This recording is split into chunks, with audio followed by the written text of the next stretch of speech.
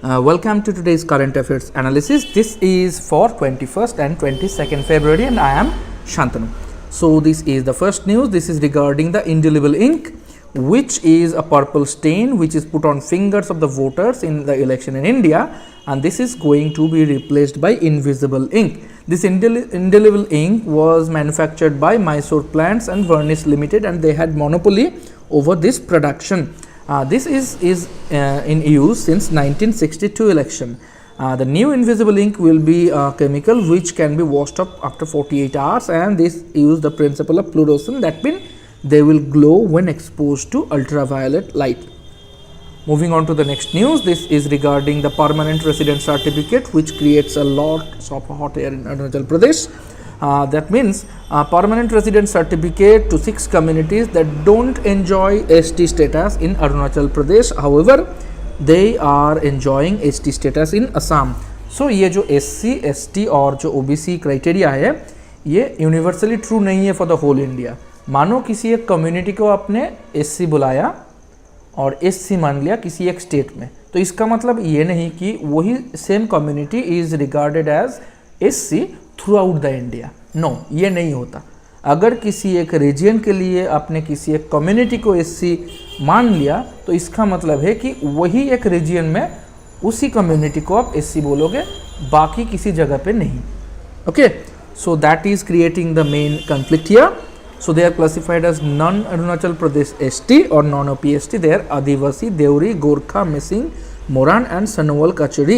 They live in Arunachal Pradesh in Namsai and Changlong district. However, they are not ST in Arunachal Pradesh and they are ST in the neighboring state of Assam. Moving on to the next news. This is regarding Mark 1 Tejas. Mark 1 Tejas is a light combat aircraft which has got its final operation clearance FOC in Aero India 2019, which is held in Yelahanka Air Force Station in Bengaluru. This Mark 1 Tejas is produced by HAL and R. Madhavan is presently the chairman and MD of HAL. Moving on to the next news, this is regarding the Andhra Pradesh Reorganization Act. This was an act of parliament in 2014 which bifurcated Andhra Pradesh into two parts, Telangana and the residuary Andhra Pradesh state. This determined the boundaries of the two states, the assets and liability distribution, and this also said that Hyderabad will be the permanent capital of Telangana and temporary capital of Andhra Pradesh. Moving on to the next slide, this is the background of the Andhra Pradesh Reorganization Act. In the year 2010, there was a B.N. Sri Krishna committee which submitted its report, and it suggested separate statehood for Telangana. It consulted political parties, social organization and different stakeholders, and separate state was also an option given by this B.N. Sri Krishna committee. Depending on that, in the year 2013, group of ministers was formed to study the suitability of this bifurcation. And after all, the 1st March 2014, the Andhra Pradesh Reorganization Act was in effect and Telangana became the 29th state of India. Now, आपको याद रखना चाहिए, during the unrest, when the bill was tabled in Lok Sabha, 13 MPs were suspended by then Speaker Meera Kumar. So, Speaker can suspend MPs from attending the Parliament. Okay, so you need to remember this. Actually हमको ये parliament नहीं बोलना चाहिए था, लोकसभा बोलना चाहिए था, क्योंकि speaker is the president of Lok Sabha.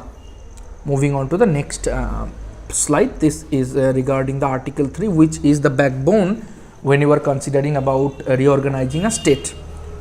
तो parliament by law can pass this reorganisation bill, however उसको स्टेट का ओपिनियन लेना पड़ेगा.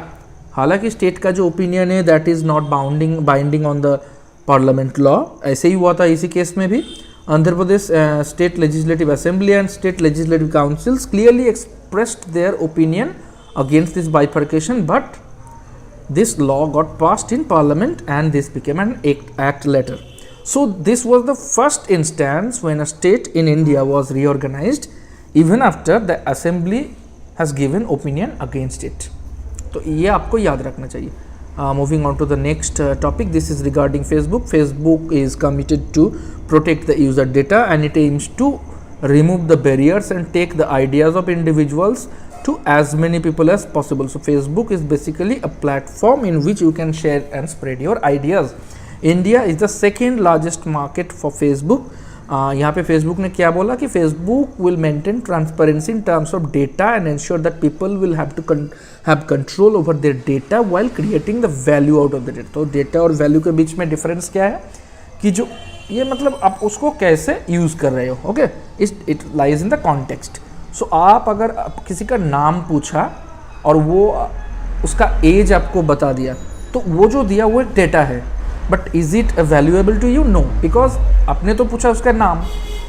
तो whichever data you are going to use in a correct place, then only it will be a correct value. Okay, so ये आपको याद रखना है, ज़्यादा इसके डीप इसके अंदर नहीं जाना है. जस्ट याद रखो कि India is the second largest market for Facebook. Moving on to the next slide, this is regarding Assam Rifles granted the power to arrest anyone without warrant. Okay, they are deployed in the Myanmar border. तो Myanmar border में कौन कौन सा state आता है? असम, अरुणाचल प्रदेश, मणिपुर, नागालैंड, मिजोरम. तो this is the keyword. In Myanmar border, if you're talking about, we are talking about Assam Rifles, and we are talking about the Indian states of Assam, Arunachal Pradesh, Manipur, Nagaland and Mizoram. So Assam Rifles are empowered by center to arrest anyone and to search a place without warrant. Earlier they had only this power in the UPSPA areas. तो UPSPA is not in effect in Mizoram, तो वहाँ पे एक problem होता था security reason पे. Section 41 of CRPC says that any police officer can arrest any person without permission from magistrate or without any warrant. और Section 47 क्या कहता है कि he can search those places entered by the person sought to be arrested. So ये दोनों जो code है ये लागू किया है सेंटर ने, और Assam Rifles can use it now over the Myanmar border, that is the state of Assam, Arunachal Pradesh, Manipur, Nagaland and Mizoram. Moving on to the next slide regarding this, we need to know something about the Assam Rifles. This is the oldest paramilitary force in India and this is in existence since 1835. In the year 1917, this was renamed as Assam Rifles. During World War I, they served Europe and Middle East, and during World War II, they served in Burma. Assam Rifles were created by an Act of Parliament, that is Assam Rifles Act 2010. DG Sukhdeep Sangaun is the DG of Assam Rifle. Moving on to the next slide, we need to know the different branches of the Indian paramilitary forces there. Assam Rifles, BSF, that is Border Security Force, CISF, Central Industrial Security Force, CRPF, Central Reserve Police Force, ITBP, Indo-Tibetan Border Police, this is NSG, National Security Guard, and this is SB, Sashastra Sima Bal. This was renamed in 1963. और उसका जो year, ये जो year है ये उसका मतलब यहाँ से वो स्टार्ट हुआ था, तो ये हमको याद रखना चाहिए. BSF was established in 1965, CISF in 1983, CRPF started in 1939 and was renamed in 1949, ITBP during the Indo-Sino War in 1962, NSG, and this is SSB which was created in 1963. तो as per the capacity of personnel, तो उस पे कितना army है, okay, इसके हिसाब से सबसे कम जो है वो CRPF में है, उसके बाद BSF, CISF, ITBP, SSB and Assam Rifles. So Assam Rifle is not only the oldest but also the largest among these paramilitary forces. As per the date of establishment अगर देखा जाए तो सबसे आगे हुआ था AR, that is Assam Rifles, उसके बाद CRPF, ITBP, SSP, BSF और CISF. तो सबसे बाद कौन हुआ था कि सेंट्रल इंडस्ट्रियल सिक्योरिटी फोर्स, और सबसे आगे कौन हुआ था कि असम राइफल्स. तो अब इसके साथ असम रेजिमेंट को कंफ्यूज मत कीजिए. Assam regiment is part of an Indian army and Assam rifle is a different paramilitary force in India. तो उसके बाद नेक्स्ट स्लाइड दिखा जाए, this is regarding AFSPA. This is special act for the disturbed areas and this is also a statutory provision. The area needs to be declared as disturbed area. Okay, तो सबसे पहले 1958 seven sister states, सबसे पहले हुआ था कि Naga hill which was then part of Assam, and उसके बाद एक एक करके पूरा जो सातों स्टेट है नॉर्थ ईस्ट पे सभी पे अपस्पा लागू हुआ था. In 1983 this was in Punjab and Chandigarh. However, after 14 years this was withdrawn from Punjab and Chandigarh. Since 1990 APSPA is there in Jammu and Kashmir. It came into existence in 1942 15th August. तो Britishers जो था, British government वो APSPA लाया था सबसे पहले. क्यों? क्योंकि उसको क्विट इंडिया मूवमेंट जो 1942 पे आया था उसको सप्रेस करना चाहिए था. तो APSPA was first originated during the Quit India movement and it was taken into account by the British government. Article 355 says that it empowers the union government to protect every state from internal disturbances और APSPA उसी के हिसाब से act बना है.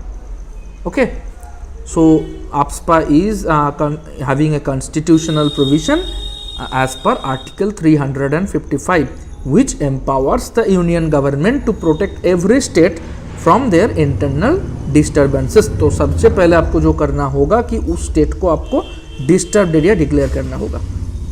Moving on to the next, these are the recent developments regarding APSPA. In 2015, APSPA was extended for 1 year in Nagaland. In 2016, APSPA was extended to 3 districts in Arunachal Pradesh. Those 3 districts are Tirap, Changlong and Longding. और 2018 में उसी 3 district पे APSPA फिर से extend किया गया है. So remember this thing. Moving on to the next slide, this is regarding the Bhima Koregaon case which is very much in news for the recent 3 or 4 months. This is also called Elgar Parishad case. Elgar Parishad क्या होता है कि it is an event held on 31st December 2017 to commemorate the 200th anniversary of the Battle of Koregaon Bhima. Elgar का मतलब होता है कि loud invitation और loud announcement. तो यहाँ कहाँ पे होता है कि शनिवारवाड़ा फोर्ट इन पुणे. तो यहाँ पे क्या हुआ था, this was the seat of power of the Peshwas and during the Peshwa regime there was a very rigid caste system in Maharashtra. Okay, तो वहाँ पे क्या होता है कि हायर कास्ट लोअर कास्ट ये डिविजन बहुत रिजिड था and the lower caste were oppressed by the पेशवाज.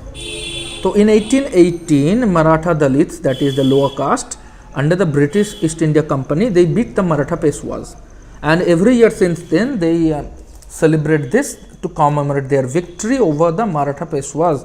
However, this creates stir in that region, sometimes also making the allegations like anti-national. That is no that kind of thing. That is completely related to the caste. However, this is under Supreme Court jurisdiction right now.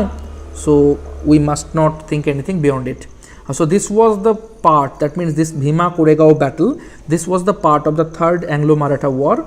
And why is this Bhima Koregaon? This because Bhima river flows through the region where the battle took place. Moving on to the next news, United Nations Security Council condemns the Pulwama attack in India. However, उसके बारे में तो पता ही है आपको, daily news पे आता है, फेसबुक में भी आता है, हर जगह वहाँ पे आपके बारे में न्यूज़ मिलेगा. तो चलिए हम यहाँ पे कॉन्सेंट्रेट करते हैं कि यूनाइटेड नेशंस के ऊपर. ये एक इंटर गवर्नमेंटल ऑर्गेनाइजेशन है. ये इसका हेडक्वार्टर जो है वो न्यूयॉर्क सिटी पे है, मैनहट्टन. और 1945 में ये एस्टेब्लिश्ड हुआ था. उस समय इसके पास 51 मेंबर्स थे. Right now there are 193 members. तो उसका 6 ऑर्गन्स है. 6 ऑर्गन्स क्या है? UNGA that is United Nation General Assembly. दूसरा इंपॉर्टेंट है कि यूनाइटेड नेशन सिक्योरिटी काउंसिल, जहाँ पे China, Russia, UK, USA and France they are permanent member and there are also 10 non permanent members were selected for 2-year terms. Okay, उसका president है Francisco Antonio कार्टोरियल. और आपको UN के बारे में याद रखना चाहिए, UNGA जो जनरल असेंबली उसका जो प्रेसिडेंट है वो एंटोनियो गुटेरेस है. लेकिन UNSC का जो प्रेसिडेंट अभी है वो है फ्रांसिस्को एंटोनियो कार्टोरियल. और उसके बाद यूएन का एक इकोसॉक बोल के एक बॉडी ऑर्गन है जिसका मतलब है कि economic and social council, ICJ यानी कि इंटरनेशनल कोर्ट ऑफ जस्टिस, जहाँ पे इंडिया और पाकिस्तान अभी लड़ रहे हैं regarding the case of Kulbhushan Jadhav. Okay, UN secretariat एक 5th organ of this United Nations. So these are the important organs of the United Nation. अभी यूनाइटेड नेशन सिक्योरिटी काउंसिल के बारे में हमको था यूनाइटेड नेशन सिक्योरिटी काउंसिल। यहाँ पे आपको एक बात याद रखना है कि जो ये परमानेंट मेंबर्स है ना, चाइना, रसिया, यूके, यूएसए, फ्रांस, ये हमारा जो काउंसिल ऑफ मिनिस्टर्स होता है, जो कैबिनेट होता है, उसकी तरह होता है। मतलब हाँ, मानो कि रसिया, यूके, यूएसए और फ्रांस, ये चार ने बोल दिया कि हाँ ये हमको करना है, लेकिन चाइना ने उसको भेटो रख दिया, मतलब वो कुछ नहीं बोला, ना भी नहीं बोला, हाँ भी नहीं बोला, तो उसका मतलब वो जो रेजोल्यूशन होगा वो पास नहीं होगा सिक्योरिटी काउंसिल द्वारा। ऐसे ही हुआ था जब इंडिया ने चाहता कि जो जैश ए मोहम्मद का जो हेड है, मतलब जिसके ऊपर एलिगेशन जा रहा है वो पुलवामा अटैक के बारे में, वो है मौलाना मसूद अजहर, तो उसको इंडिया ने बोला था कि उसको एक टेररिस्ट अब डिक्लेयर कर दो। तो रसिया, यूके, यूएसए और फ्रांस ने मतलब they agreed. However China has means use this veto right there. China ने बोला कि हमको कुछ वक्त लगेगा उसके बारे में सोचने के लिए। तो ऐसे ही Maulana Masood Azhar was not declared a terrorist in United Nation Security Council. तो मतलब आपको अगर वहाँ पे कुछ पास करना है तो पांचों मेंबर्स को एक ही साथ हाँ बोलना है। समझ में आ गया? हाँ, moving on to the next important news. This is regarding the monetary policy committee. This is formulated in the year 2016। यहाँ पे इस स्लाइड पे नहीं है, वो नेक्स्ट स्लाइड में होगा शायद, तो देख लीजिए। They meet in each quarter, that means at least 4 times a year. They are responsible for fixing the benchmark interest rates in India. उसके बारे में हम इकोनॉमी का क्लास जब करेंगे तब बोलेंगे। It consists of 6 members. 3 of them are from Reserve Bank of India, or 3 of them are externally nominated by Government of India. They need to maintain a silent period for 7 days before and after for the absolute confidentiality of whatever interest rate is going to be fixed by the Monetary Policy Committee. Reserve Bank Governor is ex officio chairman. Now ex officio chairman, de facto, this kind of terms are very important we are reading when you are reading polity. तो ex officio chairman का मतलब क्या होता है कि मानो किसी एक कमिटी एस्टेब्लिश्ड हुआ है, उसका जो प्रेसिडेंट होगा बोल ही दिया कि आपका जो नियरेस्ट स्कूल है उसका जो हेडमास्टर है वो उसका प्रेसिडेंट होगा। समझ में आ गया? तो इसका मतलब ये है कि किसी एक पर्सन उसका प्रेसिडेंट नहीं होगा, वही पर्सन उसका प्रेसिडेंट होगा जो कि स्कूल का हेडमास्टर होगा। तो जो उसका प्रेसिडेंट होगा वो एक्चुअली इलेक्टेड नहीं होता है, वो नॉमिनेटेड भी नहीं होता है। वो क्यों उसका प्रेसिडेंट होता है? क्योंकि he or she is holding the post of the head of an institution or head of the school. तो this means whenever you are holding a post which is making him eligible for participation in a committee, that only means you are ex officio member of that committee, and whenever you are heading that committee, then you will be called the ex officio chairman.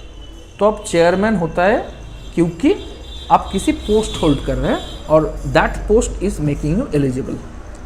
तो बात को यहीं पे ख़त्म कीजिए।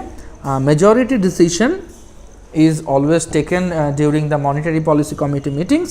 However, if there is a tie, then the Reserve Bank governor, who is the ex officio chairman of monetary policy committee, will have a casting vote. Moving on to the present scenario regarding monetary policy committee, the current mandate for MPC is that to maintain 4% of annual inflation until March 31, 2021. With a tolerance margin of ±2%। तो अपर tolerance जो है वो आपको 6%, मतलब सबसे ज़्यादा 6% तक आप इन्फ्लेशन झेल सकते हो, और लोअर इन्फ्लेशन इज -2। एक क्वेश्चन यहाँ पे आता है कि इन्फ्लेशन जो है उसको in general term we can say that it is increase in general prices. However, तो 6% के अंदर उसको रखना है अपर टॉलरेंस लेवल, ये तो क्लियर हो गया। लेकिन माइनस क्यों? मतलब अगर इन्फ्लेशन कभी घट जाएगा, मतलब if inflation decreases, is it good for an economy? तो we will come into it whenever we are going to discuss in economy. So इसको आप याद रख लीजिए कि इन्फ्लेशन जो है वो अगर इंक्रीज करे तो क्या क्या हो सकता है, वो फिक्स रहे तो क्या क्या हो सकता है, और वो डिक्रीज करे तो क्या क्या हो सकता है, और 3 में से कौन सा अच्छा है कौन सा बुरा है। that means positive and negative sides. It was created in 2016 and earlier it was done by Reserve Bank of India's Technical Advisory Committee, that is TSC. Establishment of MPC was proposed by the latest Urjit Patel committee, और उससे पहले जो committee था यानी कि in 2002 YV Reddy committee, in 2006 Tarapure committee, in 2007 Percy Mistry committee, in 2009 Raghuram Rajan committee, and after all 2013 पे Urjit Patel committee, they all suggested the establishment of the monetary policy committee. Present members of the monetary policy committees are Shaktikanta Das, who is ex officio chairman, that is the Reserve Bank Governor of India, Viralacharya, Michael Patra, who is a nominated member of Reserve Bank of India, then the three nominated members of the government, Shri Chetan Ghate, who is the ISI, that is Indian Statistical Institute का professor है, Professor Pami Dua, who is a professor of Delhi School of Economics, and then Dr. Ravindra H. Dholakia, who is a professor of Indian Institute of Management, Ahmedabad. तो ये बात आपको याद रखना चाहिए. This is very important. Thank you for today, and let's hope that we will keep on studying until the war starts. That is on 2nd June this year 2019. Good night.